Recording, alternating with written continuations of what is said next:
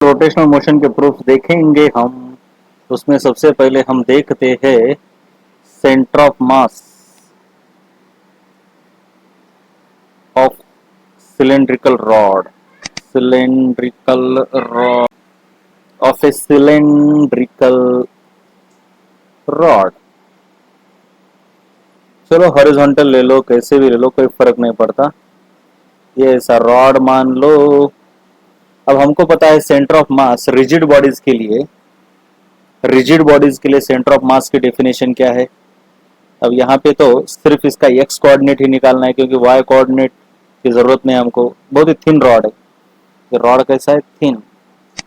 ठीक है, तो हमारे पास position of the centre of mass, जो कि यहाँ पर एक्स ही हो गया, आर की जरूरत नहीं है, लेकिन फिर भी integration of r d m divided by integration of d m. अब यहां से मान लो x डिस्टेंस पर एक छोटा सा एलिमेंट है जिसका मास है dm और जिसकी विड्थ है बेटा dx। तो सिंपल सी बात है, अब हमको सिर्फ इस dm को ds के फॉर्म में कन्वर्ट करना पड़ेगा। बेसिकली हमको अब x सेंटर ऑफ मास निकालना है, क्योंकि r की जरूरत नहीं है। तो x सेंटर ऑफ मास क्या रहता है रे बेटा? Integration of x dm divided by integration of dm। Let lambda be linear mass density, linear mass density. ठीक है ना? अगर ऐसा है तो हम लैम्बडा की डेफिनेशन कैसे करेंगे भाई? dm per unit length, dm by dx। तो इससे मैं क्या लिख सकता हूँ रे भाई? इससे मैं लिख सकता हूँ dm is equal to lambda dx। अब क्योंकि यूनिफॉर्म रॉड है तो ये लैम्बडा तो कांस्टेंट होगा इसके लिए। तो ये बहुत इंपॉर्टेंट चीज होती है, क्योंकि हमारे पास ये जो इंटीग्रेशन दिख रहा है मेरे बच्चे, उस इंटीग्रेशन में एक ही प्रॉब्लम होता है कि ये जो dm है और ये x, ये वेरिएबल है और ये इंटीग्रेटिंग वेरिएबल, ये अलग अलग है। ये x है तो ये भी dx चाहिए, या फिर ये dm है तो ये भी m चाहिए। तो मैंने इस dm को अभी dx में कन्वर्ट कर दिया। तो इनको अगर मैं 1 में पुट करता हूं तो मेरे पास क्या आता है? देख बेटे, x centre of mass is equal to integration of x into बेटा dm की जगह पर मैं लिख रहा हूँ लैम्बडा dx। ठीक है ना? समझ में आ रहा है? ये जो dm है ना, इस dm की जगह पर मैंने ये लिख दिया, और नीचे इंटीग्रेशन ऑफ ये जो dm दिख रहा है उसकी जगह पर भी मैं ये लैम्बडा dx लिख रहा हूँ। जबकि ये लैम्बडा कांस्टेंट है तो लैम्बडा यहाँ भी बाहर आ जाएगा, अंदर बचेगा x dx, और नीचे भी लैम्बडा बाहर आ जाएगा, अंदर बचेगा x। तो लैम्बडा लैम्बडा कैंसिल। अब मान लो इस रॉड की लेंथ है l, मतलब यहाँ पे 0 और ये लेंथ है l पूरी, यहाँ से यहाँ तक। तो x वैरी कहाँ से कहाँ तक हो रहा है बेटा? 0 टू l, 0 टू l। ये लिमिट भी तो डालने पड़ेंगे ना। तो अब देखो x centre of mass is equal to इसका integration x dx, x raise to n का इंटीग्रेशन होता है x raise to n plus 1 upon n plus 1। ये भूलना नहीं है हमने। तो एक्स स्क्वायर अपॉन 2, और ये जो लोअर लिमिट है वो 0, अपर लिमिट है l, और नीचे dx का इंटीग्रेशन तो x रहता है, lower limit 0, upper limit l। तो सिंपल सी बात है भाई, अपर लिमिट डालो l square by 2 minus lower limit डालो 0 स्क्वायर बाय 2, नीचे l माइनस 0। तो सिंपल सी बात है, अपने पास x centre of mass is equal to क्या आ रहा है? l square. अब ये तो 0, इसको मार दो गोली, तो l स्क्वायर बाय ये 2 नीचे आएगा इसके, तो आ गया आपका l बाय 2। एक l इसके साथ कट हो गया। तो बेटा इसका सेंटर ऑफ मास एग्जैक्टली यहाँ पे आ रहा है, जो कि है राइट इसके मिडल पॉइंट में ही हो गया। This is the centre of mass of A rod. चलो आगे। अब बहुत सारी चीजों का इसी तरीके से centre of mass by symmetry हम बता सकते हैं। अब रॉड का डिराइव करने की जरूरत नहीं, हमको ऐसे ही पता चलता है कि उसके सेंटर में, क्योंकि यूनिफॉर्म रॉड है। हाँ, अगर रॉड कुछ इस तरीके से है तो फिर अलग, मतलब यहाँ पे कहीं पे आएगा, लेकिन यूनिफॉर्म सिमेट्री से हम बता सकते हैं। जैसे कि रिंग है तो इसका सेंटर ऑफ मास यहाँ आएगा। जैसे कि इतना बड़ा सिलेंडर है तो इसके सेंटर में आएगा, ये स्फेयर है तो इसका सेंटर ऑफ मास यहाँ आएगा। ये सब हमको बाय सिमेट्री हम बता सकते हैं, लेकिन जो बॉडीज इरेगुलर है उनके लिए सेंटर ऑफ मास ढूंढना पड़ेगा। जैसे कि हम क्या करते हैं, कोशिश करते हैं सेंटर ऑफ मास ढूंढने की। एक आर्क, ऐसे एक्स वाई प्लेन में एक आर्क है, मान लो ऐसे, और इसने जो एंगल बनाया है यहां से यहां तक, ये बनाया थीटा, तो इसका सेंटर ऑफ मास निकालने की हम कोशिश करेंगे, ये वाला इतना। अब वैसे तो एंगल थीटा कैसे भी लिया जा सकता है, लेकिन हम लेंगे वाई कोऑर्डिनेट से इधर, और ये पूरा एंगल है आपका थीटा। और अब हम करेंगे क्या, एक छोटी सी स्ट्रिप यहाँ पे इमेजिन कर लेंगे। ठीक है, ये थीटा एंगल की एक स्ट्रिप है, सर्कुलर, मतलब सर्कल से काटी हुई। एक्चुअली ये पूरा का पूरा देखो बेटा, ये पूरा सर्कल है, उसमें से बस इतनी स्ट्रिप काटी गई है, ये वाली। तो इसका सेंटर ऑफ मास कहाँ पे है, ये हमको निकालना है, जिससे हम किसी का भी सेंटर ऑफ मास निकाल सकते हैं।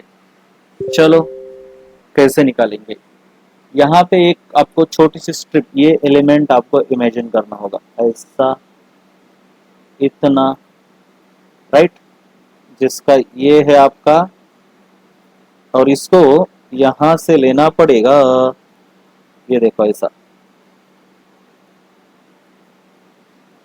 ये एंगुलर एलिमेंट ले रहे हम, भूलना नहीं बेटे, एंगुलर एलिमेंट ले रहे, बहुत ही छोटा रे, ये देखो ऐसा।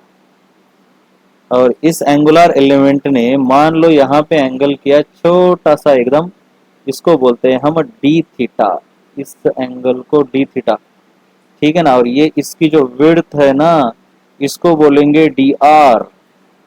अब हमको डी आर से उतना मतलब नहीं है, हमको मतलब है अभी एक्स कोऑर्डिनेट और वाई कोऑर्डिनेट अलग निकालना है। क्यों, वो बाद में बताऊंगा, सबसे पहले हम क्या करेंगे, एक्स कोऑर्डिनेट। तो अब इसकी ना देखते हैं कैसे कैसे होता है। चलो मान लेते हैं इसका कोई एक छोटा सा लेंथ है, यहाँ से एंगुलर विड्थ है डी थीटा, ये एंगुलर विड्थ, और टोटल विड्थ क्या हो गई, फिर लीनियर विड्थ क्या हो जाएगी, आर इंटू डी थीटा। मान लो कि इसकी रेडियस है आर, इस आर्क की, तो ये आर इंटू डी थीटा है। अब हमको पता है बेटा, मान लो इसका मास है डीएम, ठीक है ना, तो हमको पता है कि x coordinate of centre of मास, ठीक है, हम इधर से इधर मेजर कर रहे हैं। पहले देखो, x coordinate of centre of mass is integration of x into DM divided by integration of DM. चलो ये भी ठीक है। अब मुझे क्या करना होगा, एक तो इस एक्स को डीएम में कन्वर्ट करना होगा, या फिर डीएम को एक्स में कन्वर्ट करना होगा, और उससे भी और एक तरीका होता है, दोनों को डी थीटा में या थीटा में कन्वर्ट कर दो। अब आसान जाता है, एक्स को और डी को दोनों को थीटा में कन्वर्ट कर दो, यही ज्यादा आसान जाता है। चलो अब मान लो इसकी लीनियर डेंसिटी है लैम्बडा,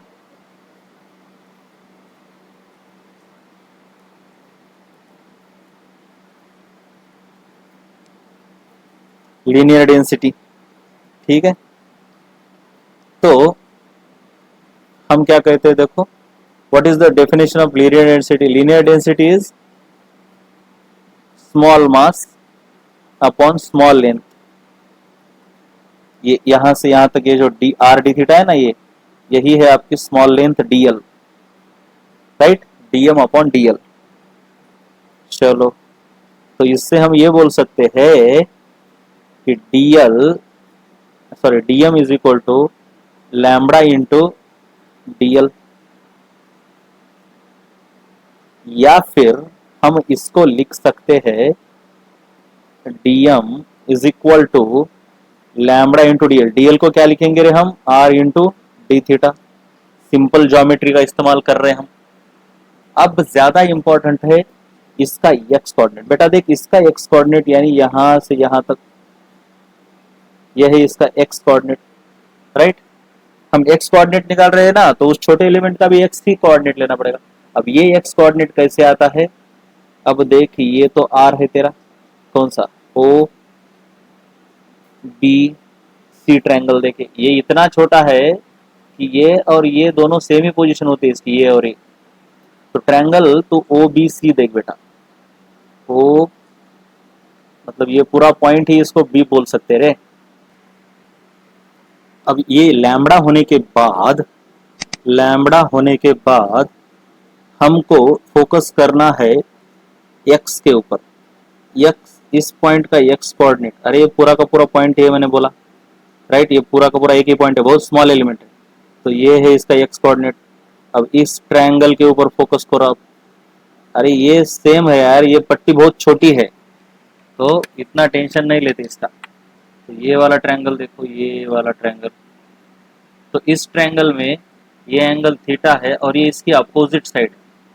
तो किसी भी राइट एंगल ट्रायंगल में अपोजिट साइड को हम क्या लिखते हैं, हाइपोटेनियस इंटू साइन थीटा, हो गया ना, हाइपोटेनियस इंटू साइन थीटा। ठीक है, तो अब देखो मैं क्या लिख रहा हूँ, एक्स को, x coordinate of that point is hypotenuse into sine theta. अब इन दोनों को एक में डाल दो, व्हाट इज एक, पुट इन दोनों को, किसको रे बेटा, ये ओहो, थोड़ा सा रुको, थोड़ा सा रुको,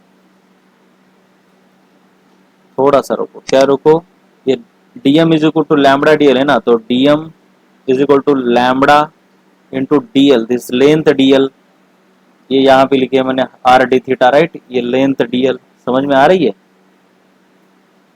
तो आर डी थीटा। अब इन दोनों को इक्वेशन 1 में डाल दो यहाँ पे, तो पुट इन 1, तो इक्वेशन 1 मतलब x centre of mass is equal to क्या है, चलो भाई इसको पहले कॉपी तो कर लो।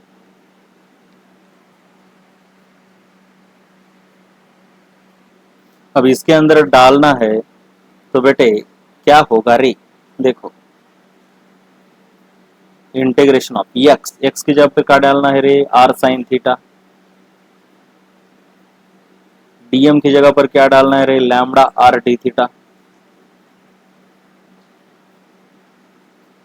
नीचे क्या डालना है डीएम की जगह पर, देखो भैया लैम्बडा आर डी थीटा।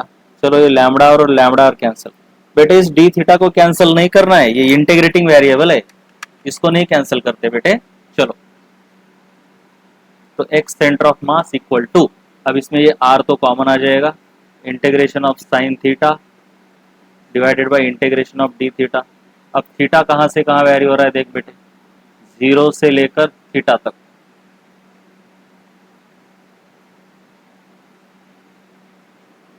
तो सिंपली मैं इसको लग रहा हूं zero to theta, zero to theta, तो इंटीग्रेशन आता है मेरे बच्चे आर साइन थीटा का इंटीग्रेशन आता है माइनस कॉस थीटा, जो कि जीरो टू थीटा, यहाँ नीचे आएगा डी थीटा का integration theta, zero to theta, तो x of the x coordinate of centre of mass क्या आ गया रे बच्चे, क्या आ गया, अरे तो ई आएगा बेटा इसके आगे, देखो डालो वैल्यू डालो आर, पहले डालो theta minus cos theta minus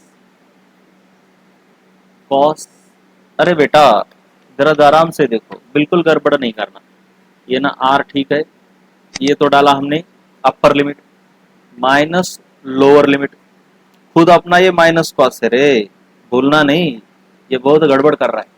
और अगर इतना भी नहीं समझ रहा ना तो इस माइनस को बाहर भी निकाल के फेंक सकते हो, ज्यादा परेशानी हो रही है तो सिंपली माइनस आर को लिखो बाहर और अपना अपना अंदर काम चलाओ, कॉस थीटा अपॉन थीटा, यहाँ पे क्या है zero to theta, zero to theta, समझ में आ रहा है, ठीक है, is equal to minus are,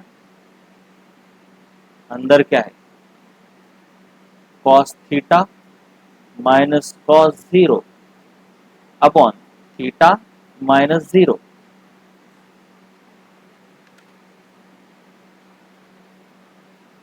is equal to minus R. अब देख बेटा अंदर क्या बचा, कॉस थीटा माइनस वन, क्योंकि कॉस जीरो की वैल्यू वन होती है रे, थीटा माइनस जीरो, अब इस माइनस से मल्टीप्लाई करेगा तो R into one minus cos theta upon theta, ये है तुम्हारी value X coordinate of the centre of mass की। अब जरा इसको इधर उधर डाल के देखते रहे कैसा होता है देख। स्पेशल केसेस में एक्स कोऑर्डिनेट बस निकाला है मैंने, वाई कोऑर्डिनेट अभी नहीं निकाला, राइट। तो अगर ये ऐसी है रिंग इतनी, तो एक्स का थीटा 90 डिग्री हो गया, तो एक्स का एक्स कोऑर्डिनेट कितना आता है, R into 1 - cos 90 upon theta का मतलब π/2, थीटा ऑफकोर्स रेडियन में होना चाहिए बेटा ये। सो आर इंटू कॉस 90 इज 0, और फिर ये π/2 मतलब 2r/π, बिल्कुल सही है, 2r/π दिस एक्स कोऑर्डिनेट आया। तो अगर ये ही रिंग ऐसी हो जाती है तो एक्स कोऑर्डिनेट कहाँ आएगा, आर। अब इसका एक्स कोऑर्डिनेट ही निकालना है क्योंकि वाई कोऑर्डिनेट तो बेटा इसका यहीं पे होगा, यानी 0 ही होना है। तो एक्स कोऑर्डिनेट क्या होगा देखो, आर इंटू 1 - cos, देखो पूरा एंगल अब ये 180 डिग्री हो गया, दिस इज योर 180 डिग्री। तो R minus cos 180 upon pi, 180 का मतलब पाई होता है रे, is equal to R into 1 - cos 180 is -1 upon pi. तो बेटा ये कितना है, 2r/पाई, बिल्कुल सही है। ये देख, मतलब y कोऑर्डिनेट तो इसका 0 होगा बाय सिमेट्री, तो x कोऑर्डिनेट है इसका बेटा 2r/पाई। तो हमने ये निकाला है x कोऑर्डिनेट का फॉर्मूला। अब हम निकालते हैं y कोऑर्डिनेट का इसके formula.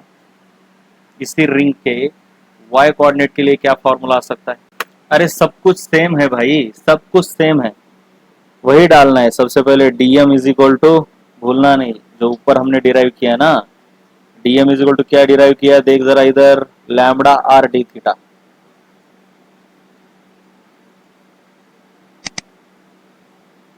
Lambda R D theta.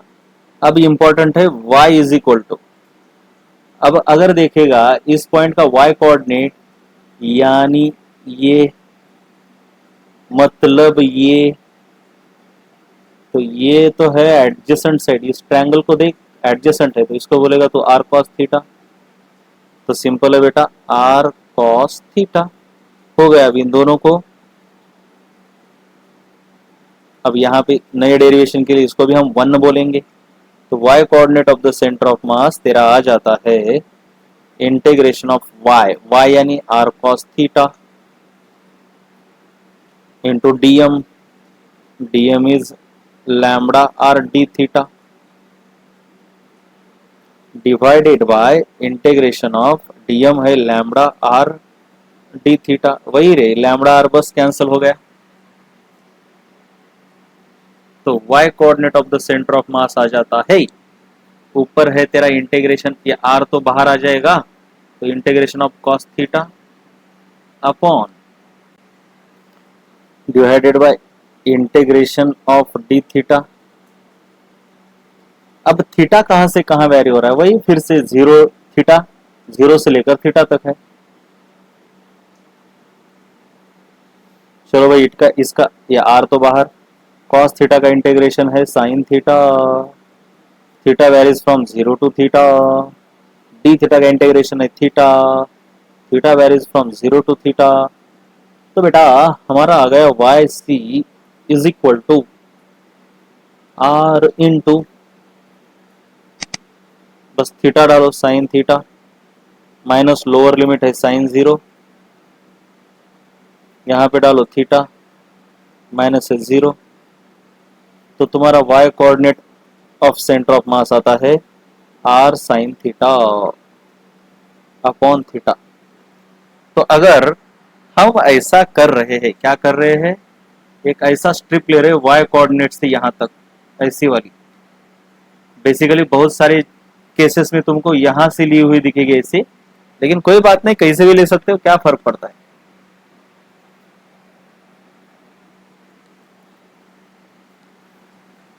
तो तुम्हारा y कोऑर्डिनेट मतलब इसका सेंटर ऑफ मास है, let X centre of mass and Y centre of mass, ऐसे दो कोऑर्डिनेट्स है और ये है थीटा। तो सिंपल है बेटा, तुम्हारा एक्स सेंटर ऑफ मास का formula, Y centre of mass तो यहाँ पे है और एक्स सेंटर ऑफ मास तो हमने ऊपर निकाला है।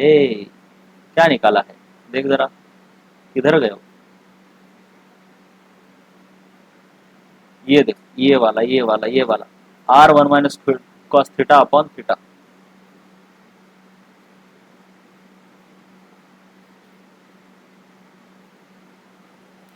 ये हो गया आपका फॉर्मूला, ठीक है। और बेटा अगर इसी स्ट्रिप को तुम यहां से यहां पर रखते हो ऐसा, थीटा अगर ऐसे रखते हो तो तुम्हारा बस एक्स कोऑर्डिनेट का और वाई कोऑर्डिनेट का फॉर्मूला इंटरचेंज हो जाएगा। अरे तुम कर सकते हो, करो ट्राई, क्या प्रॉब्लम है। तो ये बनेगा R sine theta upon theta और ये बनेगा R into one minus cos theta upon theta. तो बेसिकली ये जो स्ट्रिप है ना बेटा, एक्स कोऑर्डिनेट और वाई कोऑर्डिनेट क्या होता क्या, तो बेटा इसको कहीं भी रखो तुम, उस स्ट्रिप के इस साइड से ये डिस्टेंस यानी है तुम्हारा वाई कोऑर्डिनेट और उस स्ट्रिप के यहां से ये वाला डिस्टेंस है तुम्हारा एक्स कोऑर्डिनेट, ठीक है ना। मतलब ये डिस्टेंस है, ये जो है ना ये, तो ये डिस्टेंस ये रिप्रेजेंट कर रहा है। मतलब ये स्ट्रिप अगर ऐसी कैसी भी उल्टी तिल्टी कर दो तुम, मान लो ऐसी हो, ना एक्स के डायरेक्शन में है ना वाई के डायरेक्शन में, ऐसी कुछ ऐसी थीटा, तो तुम इसका सेंटर ऑफ मास यहाँ पे है, तो समझ लेना कि तुम्हारा एक्स एक्सिस ऐसा है और वाई एक्सिस ऐसा है, समझ लेना। मतलब इसके इस एज से, इस साइड से ये जो परपेंडिकुलर डिस्टेंस है वो है तुम्हारा वाई कोऑर्डिनेट, यानी वो इतना रहेगा डिस्टेंस, और इसके यहां से यहां तक का डिस्टेंस रहेगा ये R sine theta by theta. इस तरीके से इसको समझना है। उसके बाद अगर तुम इस रिंग को तुम ऐसा क्वार्टर सर्कल में बनाते हो, जिसका कि हमने एक स्पेशल केस देखा है, तो क्वार्टर सर्कल में एक्स कोऑर्डिनेट और वाई कोऑर्डिनेट कहाँ देखा हमने, देखो यहां करके देखा था हमने शायद, राइट, यहां करके देखा था। तो वहां पे तुम्हारी एक्स कोऑर्डिनेट का वैल्यू ये आया था 2r/π, तो वाई कोऑर्डिनेट का भी वही आता है, तुम करके देखो।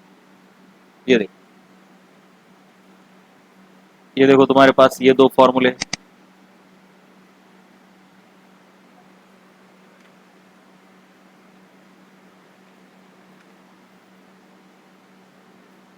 तुम डाल के देखो यहाँ पे, बस डाल के देखो। देखो यहाँ पे थीटा की वैल्यू, चलो यहाँ से मेजर कर रहे हैं मान लो 90 डिग्री, क्योंकि ये वाले फॉर्मूले हमारे एंटी क्लॉकवाइज डायरेक्शन के लिए है। तो यहाँ पर आर साइन 90 अपॉन π/2, बात सही है ना। तो कितना होगा, साइन 90 तो 1 है, तो 2r/π। वैसे ही यहाँ पे r into one minus cos 90 upon π/2, तो cos 90 तो 0 है, तो ये भी कितना हुआ 2r/π। तो तुम्हारे सेंटर ऑफ मास का ये डिस्टेंस भी 2r/π और ये डिस्टेंस भी 2r/π।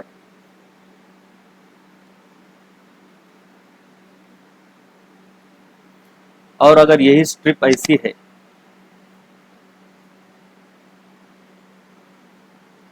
इसके लिए तो देखा है हमने, अब इसका एक सेंटर ऑफ मास तो यहीं पे आएगा, क्योंकि इसका अब y कोऑर्डिनेट ही निकालना है, x कोऑर्डिनेट तो 0 है, तो y कोऑर्डिनेट तो 2r/π आता है। तुम 180 डिग्री डाल के देखो,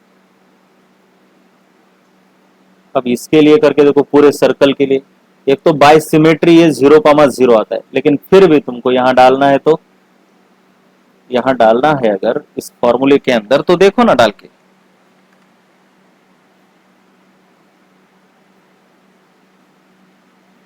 इस फॉर्मूले के अंदर थीटा की वैल्यू सिर्फ 360 डालनी होगी, तो r साइन 360 अपॉन 360 यानी 2π। अब 360 यानी साइन 0 हो गया, तो जो भी आए 0 वैल्यू आएगा। और यहाँ पे r into 1 - cos 360, cross 360 is 1, तो 1 - 1 अपॉन ये भी 0 आएगा, थीटा जो भी है यार 2 पाई, तो ये 0, 0 आ गए। तो इस तरीके से हमने देखा कि पूरी रिंग है, उस रिंग का सेंटर ऑफ मास इसके सेंटर में रहता है। ओके, तो भाई centre of mass of circular disc अगर निकालना है तो कुछ नहीं करना है। देखो ये सर्कुलर डिस्क यानी ये पूरी भरी हुई है ना। एक तो सबसे पहले सिमेट्री से ही इसका सेंटर ऑफ मास इसके सेंटर में आना चाहिए, अगर वैसा नहीं लगता तो फिर ऐसा ले लो। फिर उसके बाद क्या करो, ये पूरी डिस्क है तो इसके ऊपर एक छोटी सी रिंग ले लो। तो इस रिंग का हमने अभी देखा कि इसके सेंटर में ही सेंटर ऑफ मास रहता है, तो ऐसी कितनी भी रिंग ले लो सभी का सेंटर ऑफ मास सेंटर पे ही है, तो पूरी डिस्क का भी सेंटर ऑफ मास यहीं पे होगा। ज्यादा इंपॉर्टेंट बात होती है जब आप centre of mass of semi circular disc की लेते हो, ठीक है ना। ये सेमी सर्कुलर डिस्क है। चलो जरा इसको बढ़ा लेते हैं हम। चलो सेमी सर्कुलर डिस्क स्टडी, उसके लिए हमने क्या किया है, इस तरीके से ड्रॉ करके लिया है। मतलब ये पूरी डिस्क है, देख बेटे ये पूरी डिस्क है, उसमें मैंने एक छोटी सी ऐसे सेमी सर्कुलर रिंग कंसिडर की है और उसको मैंने हाईलाइट कर दिया है। बस इतना समझ लो। पूरी डिस्क को तो पूरी डिस्क भी, ये भी वेट ही है बेटा, यहाँ पे भी मास है, ये भूलना नहीं है तेरे को। ये भी मास है, ये भी मास है, सब मास है, उसमें से मैंने छोटे मास को हाईलाइट कर दिया है। अब देखो क्या होता है मजा। अब ये जो डिस्क है इसका मास होगा जो मैंने हाईलाइट की है रे बच्चा, इधर जो मैंने हाईलाइट की है डिस्क, इसका मास, इसका तो मास होगा कुछ तो भी डीएम बोलो, मान लो इसका मास है डीएम, इसकी रेडियस है मान लो स्मॉल आर। तो ऐसी कई सारी रेडी अगर अलग अलग कॉन्सेंट्रिक ऐसे तुम लेते हो, यहाँ भी एक होगी, उसके ऊपर भी एक होगी, तो ऐसी रेडियस छोटी भी होगी। तो इनकी रेडियस, ये डिफरेंशियल जो छोटी छोटी रिंग है इनकी रेडियस 0 से लेकर आर तक वैरी हो रही है। ये सबसे इंपॉर्टेंट तुमको समझना चाहिए। तो सबसे पहले हम ऐसे छोटे छोटे एलिमेंट को अगर पकड़ लेते हैं तो हम ये कह सकते हैं, अब इसका सेंटर ऑफ मास कहाँ पे, ये जो हाईलाइटेड रिंग है ये छोटी वाली, ये इसका सेंटर ऑफ मास हमने पीछे ही देखा है कि यहाँ से जो इसका सेंटर ऑफ मास का अंतर रहता है वो 2r बाय इसका छोटा सा मास dm ऐसे रहता है ना। नहीं रे बेटा पाई, इसका centre of mass 2r by pi इस डिस्टेंस पर रहता है। तो ऐसे कई सारे अनगिनत एलिमेंट से ये पूरी की पूरी डिस्क बनी है। तो हम अब इसका एक्स कोऑर्डिनेट तो नहीं निकालेंगे, एक्स कोऑर्डिनेट तो बाय सिमेट्री 0 ही आएगा। मेन है वाई कोऑर्डिनेट। वाई कोऑर्डिनेट कैसे, ऐसा आएगा छोटा सा एलिमेंट है तो उसका उसके सेंटर ऑफ मास का पोजीशन वेक्टर यानी y इनटू उसका छोटा सा मास dm अपॉन dm ऐसे लेते हैं हम, राइट। ये भी ठीक है, ये भी ठीक है। अब हम और क्या लेते हैं, ये जो भी एलिमेंट है बेटा इसकी हम सरफेस मास डेंसिटी लेते हैं, क्योंकि यहां पे पूरा सरफेस एरिया होता है डिस्क के बारे में। तो let surface mass density of this disc is small mass dm divided by small surface area ds, right. तो हम किसी भी एलिमेंट का मास dm कैसे लिख सकते हैं रे, सिग्मा इंटू ds लिख सकते हैं। ये सिग्मा तो कांस्टेंट होता है फॉर ए गिवन डिस्क, क्योंकि यूनिफॉर्म थिकनेस है अगर इसकी, तो क्योंकि यही तो एज्यूम करना पड़ेगा थिकनेस यूनिफॉर्म है। देखो रिंग के लिए हमने लीनियर डेंसिटी ली थी क्योंकि वहां रिंग को लेंथ होती है, सरकमफरेंस होता है, लेकिन डिस्क को क्या होता है, ये पूरा सरफेस एरिया होता है। तो पर सरफेस एरिया मास लेना अच्छा है, कहां पे क्या लेना है वो आपको दिमाग लगाना होगा। स्पेयर होगा तो वॉल्यूम मास डेंसिटी लेनी पड़ेगी। तो मैं अब क्या कर रहा हूं, मेरे को क्या चाहिए, देखो बेटा इस y को या फिर इस डीएम को एक दूसरे के अंदर कन्वर्ट करना होगा। इंटीग्रेट करना है तो एक तो वाई को डीएम में करो या फिर डीएम को वाई में। मेरे को अच्छा जाएगा कि डीएम को वाई में करूंगा। अब देखो यहां से यहां तक डिस्टेंस वाई है, तो ये जो इसका थिकनेस है ना बेटे, ये थिकनेस, इसको हम डीवाई बोल सकते हैं। इस थिकनेस को हम क्या बोलेंगे? डीवाई। तो अगर इसका थिकनेस अगर डीवाई है तो मैं क्या लिख सकता हूं, इसके सरफेस एरिया को, बहुत ही छोटा है ना ये, मैं ऐसा लिख सकता हूं, मान लो इस पट्टी को अगर मैं सीधा करके रखता हूं, इसको सीधा करके इस सेमी सर्कल को, ये पॉइंट यहाँ पे है और ये बी पॉइंट यहाँ पे, तो एक ऐसी पट्टी बन जाएगी। बस यहाँ पे ये लेंथ थोड़ी कम गिरेगी,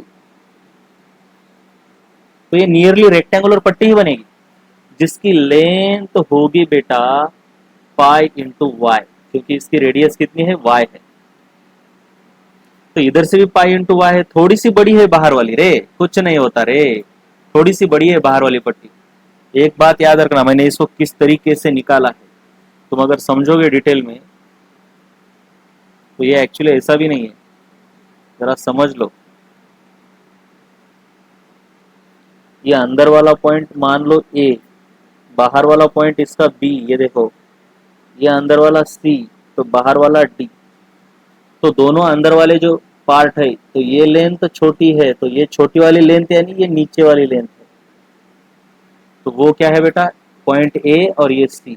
और ये जो बड़ी वाली लेंथ है ऊपर की, तो उसके लिए ए के साथ कौन है बेटा? बी है, और सी के साथ कौन है? D.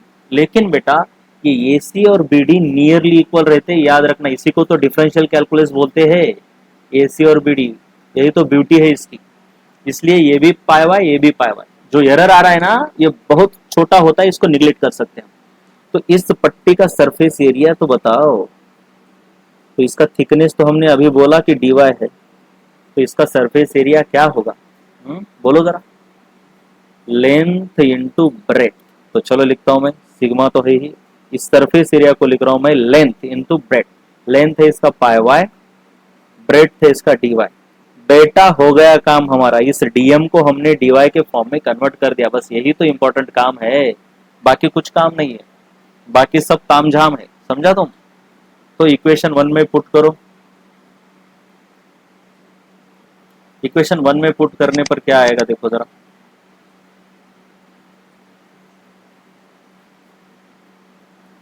So y coordinate of centre of mass is integration of y तो y ही है, इसको कुछ मत करो, dm को कन्वर्ट कर दिया हमने। dm को कैसे कन्वर्ट करना, ये देखो, पाई y dy। अरे भैया डिवाइडेड बाय इंटीग्रेशन ऑफ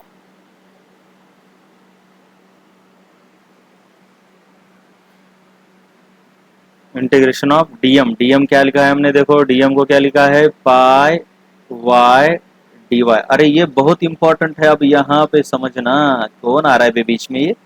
हाँ, यहाँ पे और एक बात समझनी है कि y मतलब इस डीएम का सेंटर ऑफ मास होता है। हाँ, भूलना नहीं, जरा ठीक से, जरा ठीक से।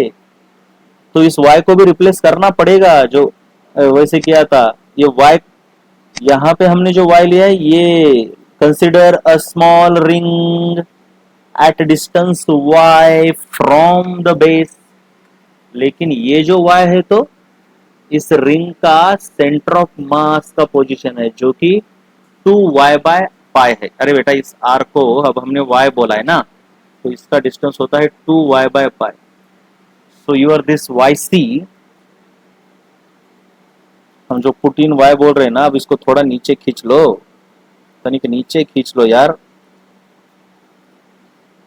और हमें याद रखना होगा कि इस इक्वेशन के अंदर जो वाई सी है ना, y center of mass of this dm is your at the distance of 2y by pi। अब आएगा मजा, तो ये जो बनेगा ना, ये 2y by pi बनेगा। ठीक है, ठीक है। तो अब ये पाई और ये पाई कैंसल, और क्या कैंसिल होगा भाई? ये y और y कैंसिल नहीं होते बेटा, समझ में आ रहा है कुछ? इनको इंटीग्रेट करना पड़ता है। तो ये क्या आ रहा है भाई, चलो आराम से करो इंटीग्रेशन। टू तो कांस्टेंट है, बाहर निकाल दो, वाई स्क्वायर बचा, डी वाई बचा, पाई को भी बाहर निकाल दो, integration of Y D Y. चलो, और वाई वेरी कहाँ से कहाँ हो रहा है जरा देखो यार, जीरो से लेकर ये इसका रेडियस है capital R, so zero to capital R, zero to capital R. Two by pi को तो बाहर निकाल दो, इन दोनों को बदमाशों को। अंदर क्या बचा, ऊपर बचा इंटीग्रेशन ऑफ वाई स्क्वायर यानी Y cube by 3, upper limit lower limit, और वाई डी वाई क्या, Y square by 2 lower upper. Cancel नहीं कर रहे हैं यहाँ पे, वाई स्क्वायर और वाई क्यूब नहीं करते, नहीं कर सकते, पहले लिमिट को पुट करना होगा। तो 2 बाय पाई, तो आर डालने पर क्या, अरे बेटा ये तो बहुत गंदा हो गया रे भैया, 2 और 3 को इसको इधर मारो रे गोली, हैट। इसको बाहर भी निकाल सकते हो यार, ये कांस्टेंट है, कांस्टेंट को बाहर निकाल दो, हैट, बाहर निकाल दो। चलो इसको 2/3, खाली खाली दिमाग खा रहे हैं हमारा। तो अंदर क्या बचा, अब देखो इस आर की वाई की जगह पर आर डाल दो, कांस्टेंट को बाहर निकाल सकते हो तुम। तो ये R cube minus 0 upon R square minus 0। अब यहाँ पे 0 है इसलिए कैंसिल कर सकते थे, लेकिन हमेशा कैंसिल नहीं कर सकते। मान लो यहाँ पे कुछ y1 होता या फिर स्मॉल r होता, तो यहाँ पे आर आर आ जाता और इसको नहीं कैंसिल कर सकते थे, समझे क्या। इसलिए कैंसिल नहीं करना है, पहले लिमिट डालना है। अब जो आएगा वो आएगा, अब तो आएगा ही। तो कितना आएगा ये भैया, 4/3 पाई, और ये कैंसिल होने पर आर, 4r/3 पाई। तो इसका जो डिस्टेंस है, एक्स कोऑर्डिनेट तो यहाँ पे है, मतलब x इक्वल टू 0 ही है, X coordinate comma Y coordinate कैसे है इसके, एक्स कोऑर्डिनेट 0 है, बस वाई कोऑर्डिनेट यहाँ पे है 4r/3 पाई, 4r/3 पाई। ये है आपके सेमी सर्कुलर डिस्क का सेंटर ऑफ मास। अब देखो भैया हमने क्या किया, सेमी सर्कुलर रिंग से चले गए सेमी सर्कुलर डिस्क पर। अब से इस डिस्क से हम आगे चले जाते हैं स्पेयर की तरफ। देख बेटा, सबसे पहले तो स्पेयर है तेरा, राइट। स्पेयर में दो टाइप होते हैं बेटा, एक होता है तेरा हॉलो स्पेयर और एक होता है तेरा सॉलिड स्पेयर। तो उससे पहले हम जाएंगे हॉलो स्पेयर में। कोई भी हो, सिमेट्री से इसका सेंटर ऑफ मास इसके सेंटर में आएगा, इसका भी आएगा इसके सेंटर में। बात बिगड़ तब जाती है जब तेरे पास हॉलो सेमिस्फेयर, हेमिस्फेयर है हॉलो, और वो भी हेमिस्फेयर, पूरा स्पेयर है तो सेंटर पे आएगा सेंटर ऑफ मास। लेकिन इसका क्या होगा रे कालिया, ये देखना बहुत ज्यादा इंपॉर्टेंट है। So centre of mass of hollow hemisphere, पूरा स्पेयर है तो सेंटर पे आएगा, सिमेट्रिक बॉडी का कोई टेंशन नहीं होता रे। ये दिख रहा है आपको हेमिस्फेयर, बेसिकली ये कैसा है रे, इसकी थिकनेस बहुत छोटी है, लेकिन ये हेमिस्फेयर बेसिकली आपको ऐसा दिखना चाहिए, ऐसा इसकी जो भी थिकनेस है, और नीचे ऐसा दिखता है, ठीक है ना। ये हॉलो है, ऐसे दिखता है, लेकिन मैंने उसको थोड़ा चंपू बना दिया, मतलब ये पार्ट नहीं दिखा रहा हूं मैं क्योंकि उसकी कोई जरूरत नहीं। अब मैं यहाँ पे कुछ दिमाग लगा रहा हूं, वो ऐसा ऐसा मैं एक यहाँ पे एक छोटी सी रिंग कंसिडर कर रहा हूँ। यहाँ पे देखो, ये पूरा हेमिस्फेयर कुछ देखो यहाँ ऐसे बाहर आया था, ये ऐसे होता है रे हेमिस्फेयर, ये पूरा ठीक है ना। तो यहाँ पे मैं एक छोटी सी रिंग कंसिडर कर रहा हूँ, जो कि देखो ऐसे होगी, ऐसे, और उधर से भी ऐसे होगी वो, लेकिन वो मैं उस, ठीक है ना, उधर से भी होगी तो उसको मैं डॉटेड दिखाता हूँ, राइट। इसको उधर वाले पार्ट को हम दिखा रहे हैं डॉटेड, राइट। तो इसको ये इससे पकड़ना है रे, रे, ये देखो इससे, जरा समझ लो बेटा। ये काली वाली जो है ना, ये है हमारी, ये समझ में आ रहा है कुछ? ये गंदी सी बिल्कुल,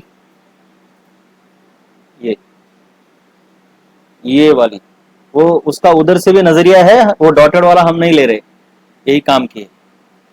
तो अब तुम बहुत बहुत ही काम की चीज देखो, हम आपको सब एंगल यहां से इधर मेजर करते हुए जा रहे हैं, राइट।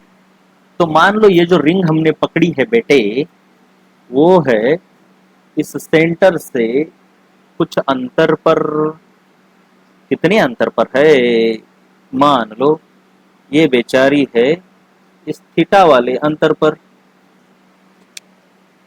और ये जो यहां से इसके थिकनेस का, इसकी जो थिकनेस का एंगुलर डिस्टेंस है यहां पर, ये देखो, ये हो गया आपका डी थीटा। ये जो एंगल है ना बेटा, इसको बोलते हैं हम डी थीटा। और इसकी ये जो थिकनेस है, जरा समझो, चीजों को समझो, इस थिकनेस को हम कितना ले सकते हैं? देखो अब इसकी रेडियस आर है, तो हमने देखा है रेडियस और एंगल दिया है, तो ये उसका आर्क है, तो इसको बोल सकते हैं हम आर डी थीटा। समझ में आ रहा है कुछ? यह है उसकी थिकनेस। और यहाँ पे इसकी एक रेडियस भी होगी रे, कुछ समझ में आ रहा है क्या? ये वाली रेडियस होगी इसकी। देख बेटे, इस सर्कल को अगर तू इमेजिन करता है ना, वो एक सर्कल ही है, तो ये रेडियस कितनी होगी भाई? जरा देख तो सही।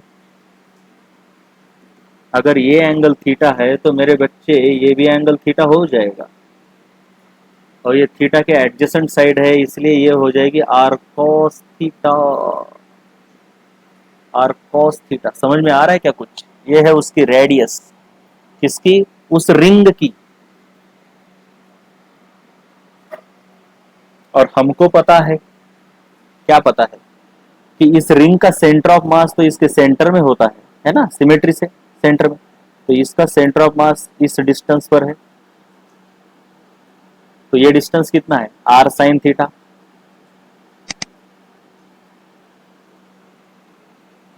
अब ऐसे कई सारी रिंग से, ऐसे कई सारी रिंग से ये हेमिस्फेयर बना है, तो सभी रिंग का हम इंटीग्रेशन कर देंगे ना, तो बेसिक फॉर्मूला क्या है हमारा?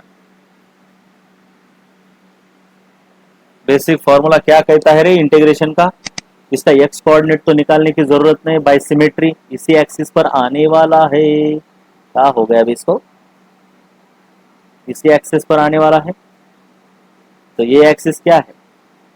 इस एक्सिस पर एक्स कोऑर्डिनेट 0 होता है, सो इसका X coordinate by default, by symmetry, sorry, by symmetry X coordinate 0 है। हमको निकालना है वाई कोऑर्डिनेट। वाई कोऑर्डिनेट के लिए फॉर्मूला है इंटीग्रेशन ऑफ, क्योंकि ये सिमेट्रिक नहीं है अबाउट वाई एक्सिस, नहीं अबाउट एक्स एक्सिस सिमेट्रिक नहीं है, इधर से भी होती तो वाई कोऑर्डिनेट भी 0 आ जाता, इसलिए निकालना पड़ रहा है अब। तो y मतलब y centre of mass of all such element into mass of that such element, y coordinate of the centre of mass है ना, ऑफ दिस डीएम। ये जो डिस्क हमने काली काली लिए है ना, इसका सेंटर ऑफ मास, इसको हम YCM बोलते हैं, और इंटीग्रेशन ऑफ डीएम। अब बहुत इंपॉर्टेंट बात होती है बेटा, अब हम क्या कर रहे हैं, इसको इंटीग्रेट कर रहे हैं। मैंने बोला ना, एक तो y को dm कर दो, या dm को y कर दो, या फिर y और dm दोनों को किसी और वेरिएबल में लेके जाओ, तो हम दोनों को थीटा में लेके जा रहे हैं, थीटा और डी थीटा में।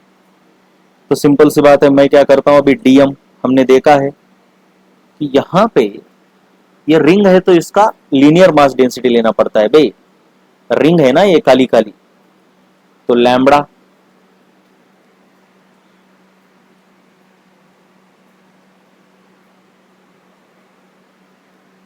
नहीं बेटे, ये रिंग है ठीक है, लेकिन जो हमारा पूरी बॉडी है वो हेमिस्फेयर है, तो हेमिस्फेयर के लिए सरफेस मास डेंसिटी ज्यादा अच्छी होगी। तो सरफेस मास डेंसिटी यानी mass of that small element divided by surface area of that small element. तो इससे हम क्या लिखेंगे, dm is equal to sigma into ds is equal to sigma into surface area. अब इस रिंग का surface area देखो बेटा, ये रिंग को इमेजिन करो, ये कुछ ऐसी रिंग है ना, इस तरीके से। अब इसको काट के इसकी पट्टी बनाओ तो ये ऐसी पट्टी बनेगी, और इस पट्टी की लेंथ होगी इसका सरकमफेरेंस यानी 2πr, लेकिन इसकी रेडियस है r cos थीटा, तो इसलिए इस r की जगह पे आएगा r cos थीटा। जरा समझ लिया करो चीजों को। और इसकी थिकनेस जो कि हमने यहां ली है आर डी थीटा, तो बेटे इसका सरफेस एरिया है लेंथ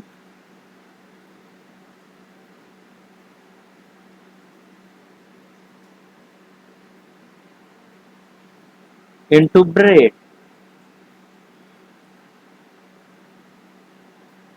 ये बहुत काम की चीज लिखी है हमने, क्यों लिखी है ना। हम्म, तो इसको तो अब मारो गोली तुम, इधर मैं खिसकाता हूं इसको। अब क्या करेंगे हम, अब हमने किसका काम कर दिया, इस डीएम का काम तमाम कर दिया। अब हमको चाहिए इस y को, तो y सी मतलब y is the centre of mass of this disc, और इसका डिस्टेंस कितना है r sin थीटा, है ना। y की वैल्यू मतलब क्या है भाई, y कोऑर्डिनेट है यहाँ से यहाँ तक का डिस्टेंस, तो यही तो है वाई सी। हो गए, हमने दोनों को कन्वर्ट कर दिया एक ही वेरिएबल में। इसको अच्छा सा नाम दे दो 1।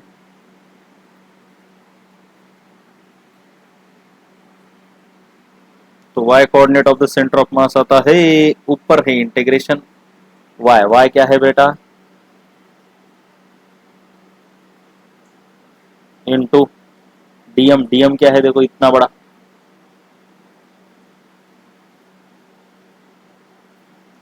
ये r और ये r स्क्वायर,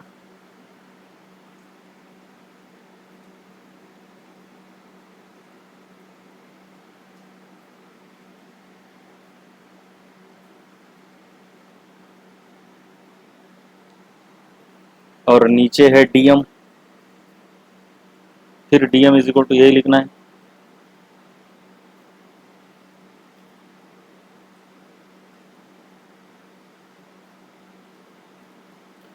और थीटा कहां से कहां वेरी हो रहा है जरा देख तो सही, थीटा की वैल्यू सबसे नीचे 0 और यहां से यहां तक पाए।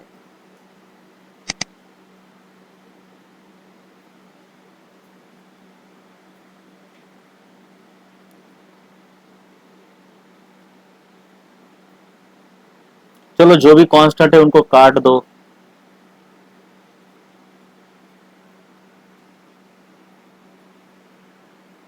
कॉस थीटा को नहीं काटना है, वो वेरिएबल है मेरे बच्चे, ऐसी कोई भी गलती वलती मत कर देना। अरे यहाँ तो अब मजा आएगा भिड़ो।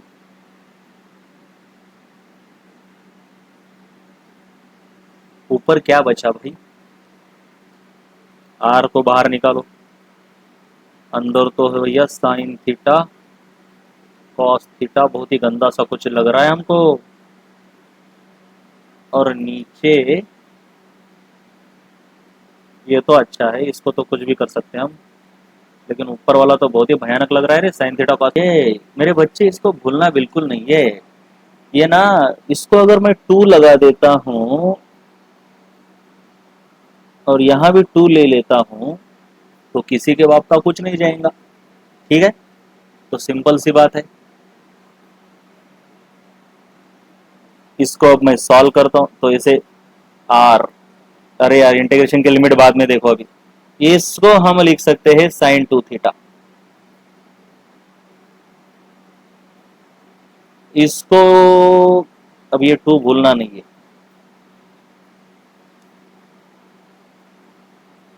अब आएगा मजा इंटीग्रेशन करने में, r/2 कांस्टेंट है, बाहर फेंक दो। साइन 2 थीटा का इंटीग्रेशन होता है मेरे बेटे माइनस कॉस 2 थीटा, कुछ नहीं, बस बस इस थीटा का जो कोएफिशिएंट है उससे डिवाइड करना पड़ता है, इतना ही काम होता है, कुछ नहीं होता।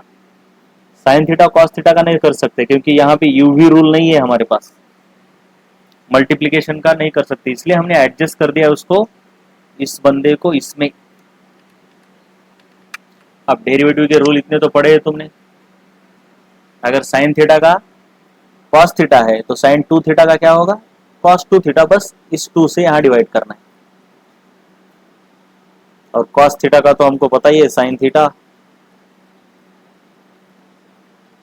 फिर ये टू और ये टू कैंसिल हो गया रे। अब है लिमिट की बारी। कैसे है लिमिट, 0 to π, 0 to π। ऐसा सॉल्व किया करो बेटा, मस्त मजा आता है। और इस माइनस को बाहर निकालो यार, तो अब अंदर आएगा मजा। इसको बाहर निकाल दिया मैंने। अब cos 2 थीटा यानी cos 2 π upper limit minus lower limit क्या है भाई, cos 2 इंटू 0 यानी 0, साइन पाई नीचे वाला साइन 0। काफी बोरिंग और बढ़िया है रे। माइनस आर, अंदर क्या बचा, cos 2 π यानी cos 360 1 माइनस cos 0 1। अबे ये क्या हो रहा है भाई, तो क्या हो रहा है यहाँ, देखते हैं जरा, समझ में आया क्या हो रहा है, देख क्या हो रहा है बेटे। ये इंटीग्रेशन है, ये कैसे काम करता है, ऐसे काम करता है ये ना, फाइनल माइनस इनिशियल के हिसाब से काम करता है। तो तू जो यहाँ पे कर रहा है ना काम, क्या काम कर रहा है, देख जरा देख जरा देख जरा, 0 to π ले रहा है ना थीटा को, तो 0 से लेकर यहाँ तक तो theta positive, cos theta positive आएगा, लेकिन इसके आगे कॉस थीटा निगेटिव होगा। यानी तेरा जो मास है ना, ये डीएम एलिमेंट का छोटा सा मास, ये प्यारा सा मास तूने लिया है, मतलब सिंपल सी बात है, वो भी नहीं है, ये भी रीजन छोड़ दो, सबसे इंपॉर्टेंट बात ये है। अरे ये जो थीटा है ना, ये वेरी पाई तक कहाँ कर रहा है भाई, जरा देखो तो सही। ये सबसे बड़ी डिस्क यहाँ होंगी, तो इसके लिए तो 0 होगा थीटा, नो प्रॉब्लम है ना। जरा गलत बात कर रहे हो तुम। और उसके बाद सबसे छोटी डिस्क देखो, ये डिस्क कैसे है, ये ऐसी, मैं बस एक साइड दिखा रहा हूँ, ये ये ये ये तो एंगल तो एक ही साइड से लेना, ये वाला ये वाला ये वाला ये वाला। तो एंगल कितना है मैक्सिमम, बस 90 डिग्री तक है। अरे भाई 0 to π/2 तक वेरी करो एंगल को, क्या कर रहे हो यार, ऐसा थोड़ी होता है। हाँ 0 to π/2, 0 to π तक नहीं, जुगाड़ थोड़ा सा कम पड़ गया हमारा, ये वाला, इसलिए करके देखना पड़ता है ना। इतनी बार करने के बाद भी ऐसी गलतियां हो जाती है, तो तुम लोगों को तो प्रैक्टिस करनी ही चाहिए, अब आएगा मजा, ठीक है ना। ये π/2, ये ठीक है, ये π/2, ये और ये कैंसल, cos π यानी -1, -1 डिवाइडेड बाय sin π/2 यानी 1, तो हो गया। अरे भैया कितना क्या क्या है इसमें, देखो यार कहीं पे कुछ भूल तो नहीं गए तुम। ठीक है यार, तुम लोगों के तो ध्यान में आया ही होगा, बदमाशी हो जाती है, गलती देखो कितनी प्रैक्टिस। इसलिए मैं बोलता हूँ घर पे जब भी तुम सॉल्व करो ना, पूरा आंसर फाइनल तक निकाला करो। चलो भाई इंटीग्रेशन ये लॉजिक तो आ गया, अब इसके आगे तो क्या है, मेरे को आता ही है, ऐसा बोल के छोड़ने का नहीं। तो कब से हम करते ही आ रहे हैं, बहुत दिन हो गया, अब हम ये प्रैक्टिस करना छोड़ दिए, तो देखो कैसे गलती होती है। इसको और इससे कैंसिल कर दिया, छोटे बच्चे की तरह। छोटा बच्चा है क्या, हाँ? तो ये कैंसिल थोड़ी होता है, ये नहीं होता कैंसिल ना बच्चे। हाँ तो ये इसके मल्टीप्लिकेशन में आएगा भाई, तो ये तो 4 बन जाएगा, ठीक है ना, r/4 कैंसिल नहीं होगा ये।